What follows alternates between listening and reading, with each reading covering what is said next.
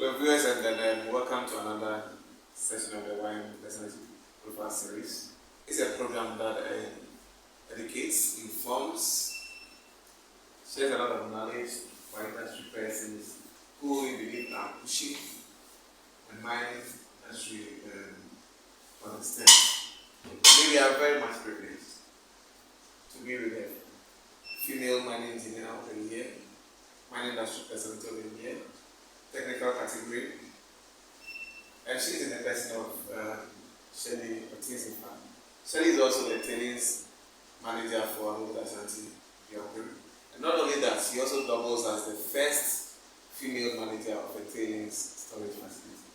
We're so happy you are here today. Thank you for that. And first I want to congratulate you on watching. You also is coming. We are very proud of you. Thank you so much. But before you do anything else, can you please tell us a little about your background and how you entry to the mining industry? How did you get there?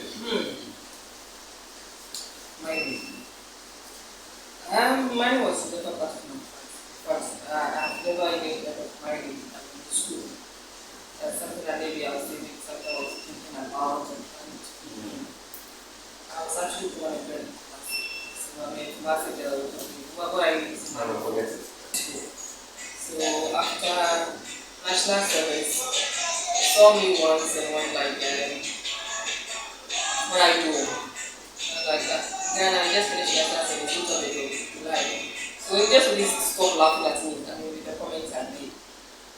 So he said, he's actually a geologist, so he was actually in the industry already, so he knew people and the mines and everything.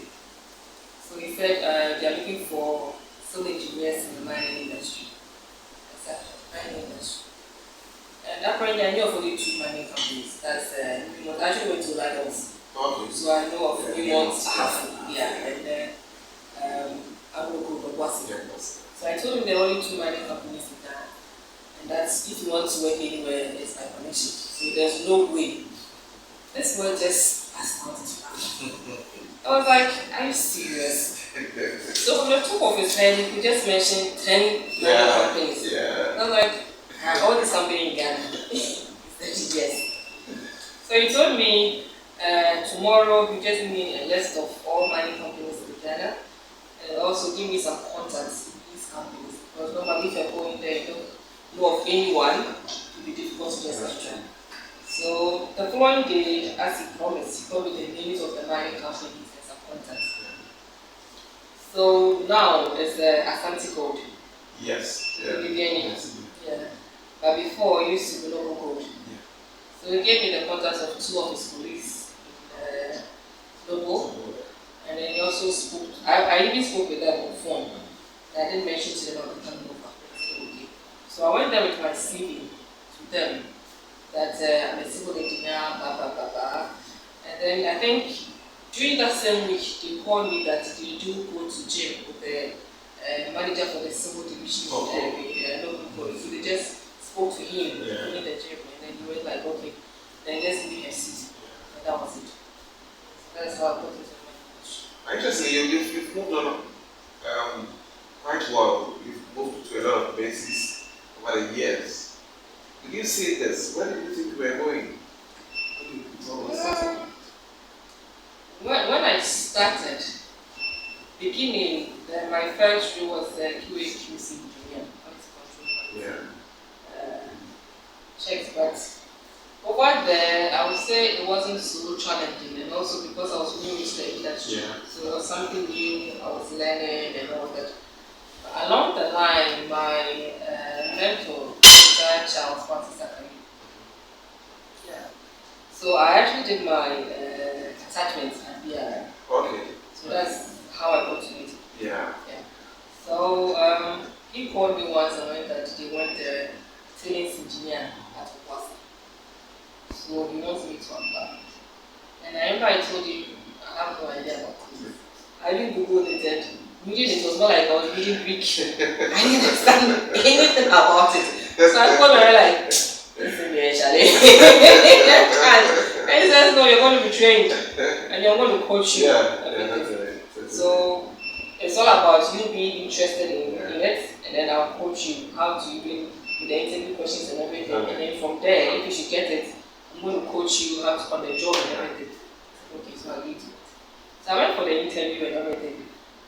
I had the job, so I went back to okay, now I have a job, now what else? So he started with me. I mean, how to know tailings, everything about it. And then also my immediate boss, that was John Emmanuel Kujo. He also took me through. He also was very, very supportive. And that's how come I've been able to understand. I would say I have a very good support system Yes. when I started. By now that I'm trying to understand, because you've really done very well as a tailings engineer. It's just not by luck. Yeah. So first I would really love to know at least three of your most important highlights.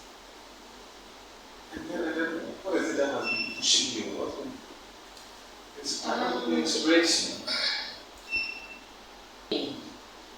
Passion. Because if you are doing something you are so passionate about, it's actually makes more room for you to learn. It makes you always go the extra mile. But when you're doing something you are not so passionate about, you're not interested in, you tend to just maybe just do it anyhow. You're not so worried of the outcome. But when you're so passionate about something, you tend to Google more, call people to find out, try to make sure you're doing your best, even if you're not. Yes. I'm always calling people. Yeah. So I'll say that has really been my drive. Being passionate about, being inquisitive. Because now the tailings industry, things are changing. Yes. Different things are coming up. Yeah. So you always need to be abreast of what is happening. I mean, getting in touch with people from other mining companies, even other countries as well. To also understand what they are also doing differently that you can also apply it to it.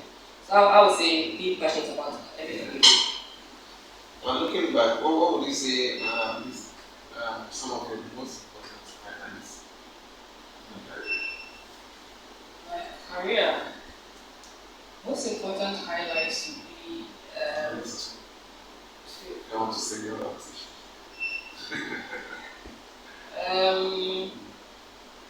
Let's start from here. From here, taking over this role also was very, very challenging. The site condition, the people, because I'm leading a team of 44 men. So, beginning it wasn't easy. It wasn't at all. Because the guys don't know you. Yeah. Because I came from a different site. Exactly. And I came over here. Yeah. They didn't know me. I just came here to say Yes. manager. So they're like, small girl. Yeah. Being a manager, Yes. it wasn't easy. So, beginning it wasn't easy, but me being able to work with them was one thing I was so happy about. But we got to a point we did understand each other. We got to a point we could both coexist, approach each other freely, and also ask our questions. So it makes the job quite easy. But people can easily approach you with any question or any input. Because at the end of the day, I always call them my town managers. Yeah. Because I'm not on the field all the time. No. They are. Yeah. So I call them my town managers. So in every meeting, I make sure they are there to give me some input on the ground, what is happening. Because you might be sitting here thinking everything is cool, everything is okay, but they can tell us it's really happening now. So one achievement was me being able to work with them. For us to have come this far. Yeah. That's one thing I'm saying I'm so happy about. And then also from Obuasi, change is something which is quite difficult. Because when you're asked to move to different sites or even bringing up change, it's something difficult to adjust. When I was asked to come here, I said so many things to myself. Tapa, remember Tapa, how do I adjust, the environment, the people. So I was asked myself so many questions. At the end of the day, I sat down and I said to myself, if you want to progress in your career, this is the move you have to take. So I had to make that move or that conscious effort to bring about that change in my life. And I would say it's a change I don't ever regret taking that moves. Beginning wasn't easy, but it's one change I would say I'm so happy about that I actually take that challenge. So yes, we're having a very close chat with Shirley Oteng-Seifah, the Tailings Manager at AngloGold Ashanti Iduapriem Mine. Shirley believes that professionals, you need to have passion for everything that you're doing. But then the passion that pushes you to great heights in your career. And also, as an engineer, you need to strive always to be part of a team and celebrate the success of it. Shirley, your role, what are you looking to achieve? Now, we're looking at the greater sustainability of the industry. I'm actually in discussion with my manager. Because as I said earlier, the activity that should be things are really moving. Yeah. So I really want to know the different dynamics in the things industry. We've been having some discussion with the Brazil team. Because of all these failures, if you go to Brazil, there are so many changes. Before you even do a dam construction, so many things that you need to go through, even from the regulatory aspect. Unlike here, it's a bit relaxed. Yeah. But over there, because of all the dam failures and all that, they're a bit tight with it. And even with the emergency response and all that, they're a bit tight because of everything that happened. Yes. And also new paste fill, filtration, tailings and all that. So it's one area I want to really learn more. Not really be stuck to maybe open-ended positioning, cycling and all that, but rather try to go higher in the tailings industry. Now, if you say tailings expert, actually there. That's something I'm really looking for. So, if I should take you back to the Brazil issues, well, what do you think? Do you actually think we are on top of safety issues here? As in TSF, everything? I think we're not there yet. Yeah, we're not there yet. If you read some of the reports, I mean, one thing that was really highlighted in most of the reports was water.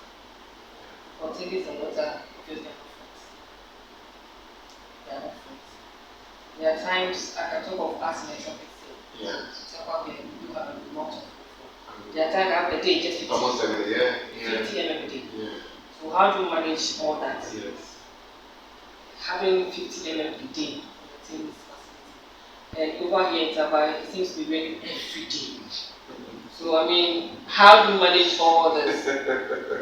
And also if you talk of safety, if you check, as I spoke of the Brazil incident, there are so many measures in place.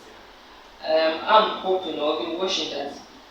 Now with this global tailings, we have the GISTM. Yeah. They've come up with the engineer of records and all that. Yes. But if you check in country, not like you only have still the LI. Mm-hmm. Just the LI. Yeah, the LI. And we are not so straight to me on the tailing side. So if you can have a body on the tailing side, just like we have it for the GISTM, then we have this independent auditors going around and all that. So if you can have a body for the tailing side, that will go through all the sites to make sure. I mean, over here we do have the inspectors coming around by they do. After each wall raid, they do come and inspect. After, I mean, every quarter they do come for their audit. But if you should have an independent body, just for the tailing side, that will be checking some of these safety issues. I'm sure. I mean, because normally if you're actually on site, so many things you do actually pay attention to. That's true. But if you have a third party coming in, you can actually point out so many things to you that for months you'll be seeing, and you didn't actually see it to be an issue. So if you have an independent body like that, just for the tailing side, I'm sure there are so many things we can change, we can pick up, we can learn from different sides. I actually want to put a direct question to you. You've been in the industry for quite some time. You've had a lot of experiences. Are we doing very well on gender diversity? Inclusion. No, just looking back and tracing to where we are now. I would say things have changed. Before it used not to be like that. Yes. Before it used not to be like that. Now female gets more attention, gets more support. Today meeting we went for instance, the MD was like, if at any interview, the questions he asked is, was there any female? How come we didn't employ the female? I mean, a lot of questions about the female. Now it says going for 50 female, okay, for every interview. So it's more like you're making a conscious effort to include the females. Yes. And we also know they can make it. Yeah. So things are changing. We're not there yet, but I feel each man is actually making a step in achieving that. So I believe we'll get there. But is there, still looking back, is there anything you would want to see being done differently along the lines? In terms of this female issue? Yeah. Yes. I've used myself as an example. Starting my career before I moved here, and the mine, when men see you, they kind of look down on you. More like a female in the mining industry. Yes. What do you know? What can you do? All because before, I mean, women were seen to be mines working for the men. So they even try to intimidate you. People try to intimidate you. So you are going to the field to work, they try to intimidate you. They really try to say all sorts of things about you. So if you're not really strong, you fall for some of these things. Trust me, along the way, you actually go into your career because of how they see you and the kind of things they say about you. I remember where I used to work, there was a guy who used to act for the manager. So apparently, his qualification, he didn't have a degree and all that. So when I came in, he saw me to be a trick. I didn't even know, I was so innocent. So the guy saw me to be a trick. He used to act for the manager anytime he's on leave and all that. So he saw me to be a trick. So he told me all sorts of things about the manager. The man is not good, he's not approachable, blah blah blah blah. So I was so scared of the manager. I didn't really want to get closer to him because he's been told this is how he is. So everything consults me. What the guy told me. So I was asking him every question, but there are some answers he gives you. You were like, you're doing a thousand. So I mean, and you are telling me the manager too is not approachable. So how can I go and talk to him?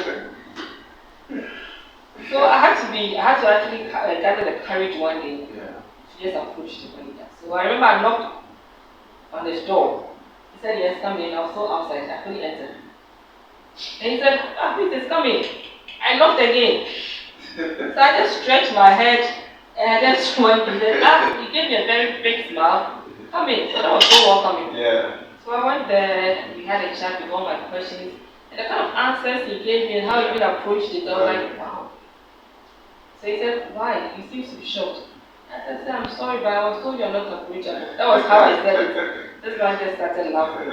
Then he went like, I'm sure this guy told you. I said, yes. Then he smiled. And said, I'm not surprised. And that so many people has come here that he was wishing to train. Yeah. But before he realized it, he was trying to find out. I don't know if this guy actually saw any graduates that come in here to be a threat to him. So you try every means possible to take you out. So when I was bold enough to approach the man, it was war between me and him. He never liked me. He never liked me. But it was more like I've reached what he told me. But getting closer to the man, I said that was what helped me. Exactly. Because when I come to the office, you come and ask me. It was more like I was being quizzed every morning. Take this book, report, read it, give me a summary, 1-page summary of a 100-page report. After you come the next morning, we discuss. We take him to the field. Every morning, answering quizzes. Yes. So he actually kept me on my toes. Yeah. I had to know everything about the done. That was what really, really helped me. I know you've done a lot of work. You still do. But it gets to a time where you don't take it. Do you believe in getting your hands dirty? Do you actually believe in going down first principles and getting things done? Beginning, yes. You need to understand it. Because driving by in the office, there are times, a lot of administrative work, I'm not able to go to the meeting. Yes. So if you don't understand the work, you receive some data and trust me, it might be wrong. But if you've done the field work before, if you know everything about it, if you receive the data, trust me, you're able to see that, I mean, there's some mistakes here, there's some errors here. That's how I've been working now. When there are times I'm not able to go to the field, at times like for a whole week, attending meetings, some emails, administrative paperwork, a whole lot. When I receive data and I look at it, since I've been there, I know how it is. I'm able to question it. I don't trust this figure again. Where do you take it? So if you don't have that field experience, you'll not really be able to actually figure out which data is correct or is wrong. From your experience in the companies of the industry over the years, what do you think is really lacking in the tailings industry? To speak to people, I would say exposure. Because every site has got their own site-specific procedures before. And also every country. If we are at actually one location, the one I sent it to one information, if I can put it that way. But if you actually expose to different sites, different methodologies, different procedures, you actually broaden your horizon. And then how you think, how you see things. Because being here, I remember when I came in, where I used to work, the vegetation, cut the vegetation, our access to the penstock and everything was rockfill. When I came here, it was totally different. The vegetation were all grown up, access to the rockfill, there was none. So I wanted to do all this. But then obviously it changed. People are not comfortable with that. So they fought back. Had to really success of cutting the vegetation. Access to the operational penstock, access to the emergency penstock, how to create rockfill. These are changes I had to do. All because I was exposed to something else at a different site. So if you don't have the exposure, trust me, you might not even go in your own career. Because so many things are happening at different places. So if you don't have the privilege or the chance of getting to some of these things, trust me, I think you're not even going in your career at all. So we lack exposure. Talking about getting to understand and know things, we have the industry, those who are going to take an house. We usually call them the students and the young professionals. So if you are addressing them now, and the students and young professionals, what do you know that you thought you should have known later? So have you come to realize that also that you can very much have known this way? I was actually talking to a student this last week on the same issue. And I told them one thing that I never had a chance to do was to socialize in school. I was going to school, always told, go and learn, don't go and mingle, don't go and do bad company. But I was surprised to know that the people who always saw are always around, the guys at the continue and about, they are always at the big places now. And then you are always with your books, not trying to socialize with anybody. So it gets to a point, you're even looking for a job, you don't know anybody. But now people even get a job by just recommendations, by just phone calls. Oh, Lawrence, I know Lawrence. Let me just make a phone call, one phone call, okay, that's it. Lawrence has a job. But you are always with your books, not trying to socialize. So I was telling her that, one thing you should do, socialize. I'm not saying maybe go with them to their parties and all that, you're not like that, no, I'm not saying that. But at least try to know who they are. Oh, hello, hi, oh, how are you? The person gets to know, okay, this person too is in my department, this person too is in my business. But that alone can really go far. Socializing with the right people. That's what I see is happening now. Without the contact or the connections, you may even get work. Today you'll be very busy today. And it's not today, that's your daily routine. So, what do you do if you're not thinking about money? You're not thinking about whether it's a creating or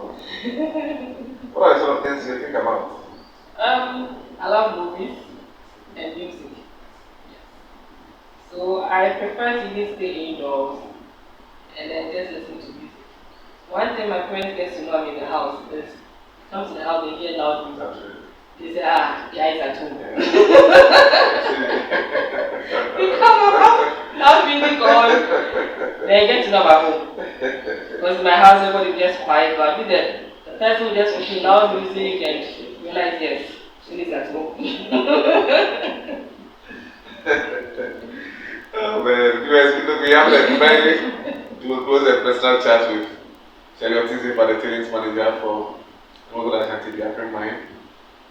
Shirley is also a female mining professional of the year, 2022, technical category. We're so proud of her. I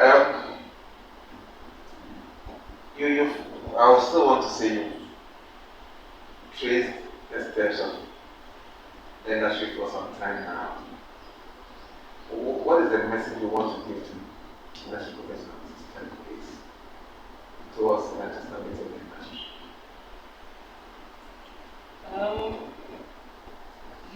There's so much we can do. Yes. We need to be looking at each other. Yeah, very much. There are times when we have one challenge at society. But at times I don't also blame them with all the regulatory issues in the world. When people are opening up to you about their issue, they feel maybe you went to the regulator about this, they want to work for you. So in the industry, we need to connect with each other. We need to understand what each other is doing. If I have friends that share stable fields, like now, I have any issue or any consultant or any contractor, I need assistance. I did make a phone call, police go for Obuasi, or many of my side, this is my issue, coming up with me. So we need to really have that network working for us. Because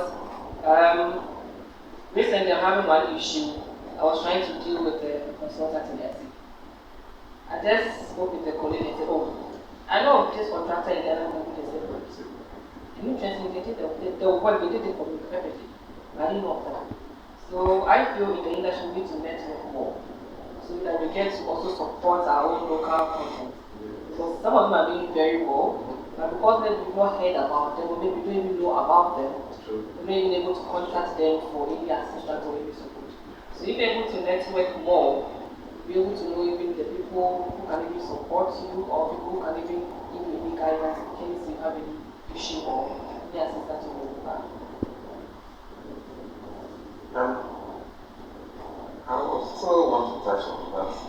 You did bring in local content. In your scheme of things, do you think we get it there? Yes. Before, all the contracts were being given to all the public. Yes.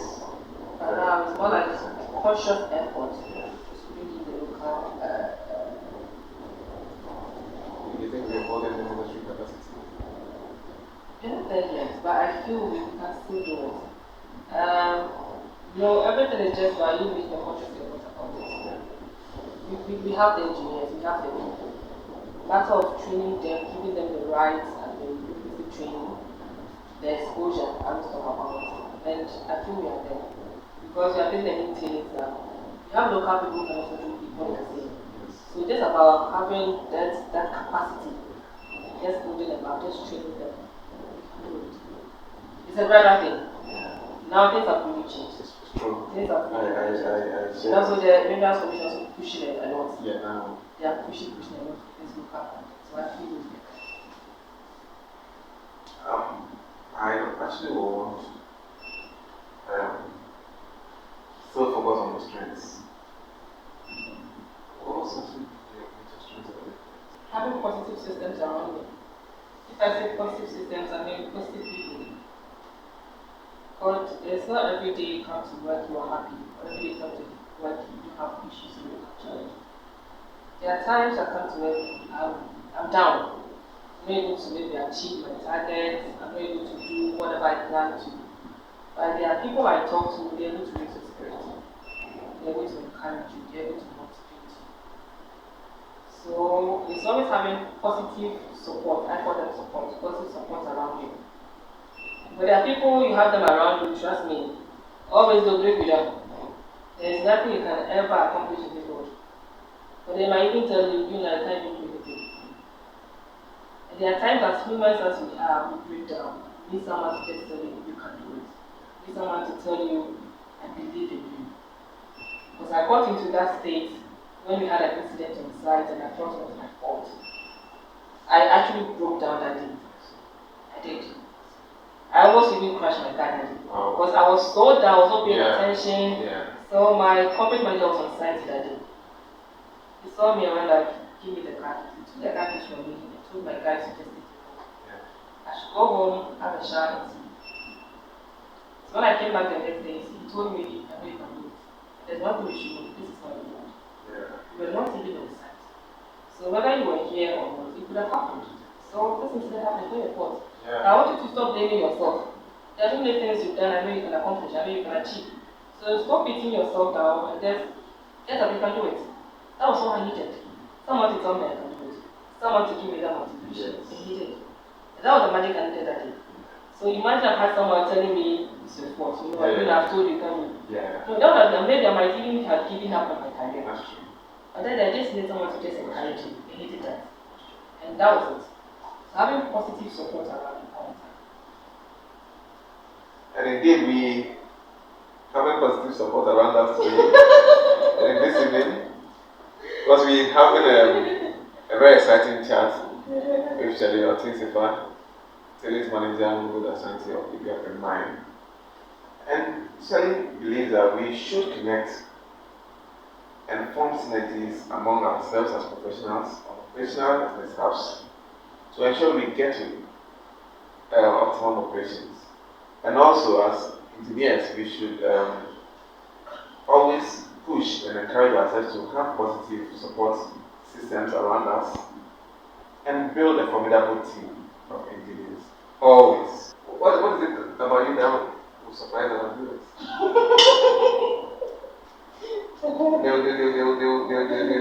They can't imagine you be able to do one automatic. What is it? Okay. I love food. I see. I see. I love food, yeah. One day that I told me they go like, they just look at my body and go like, you. So when I saw the food go? That's the same thing they said. I love food. I love food. No, hold on.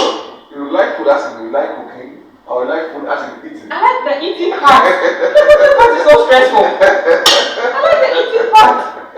I mean, I love food. I love food. My favorite food is bamboo. I see. And I'll stress on very good okra. Yeah. Very good okra. Yeah. I don't mind eating 3 balls of thinking. What? I don't mind eating it if it's very nice. Why not? I prefer the eating part. The cooking is so stressful. The eating is the part I enjoy.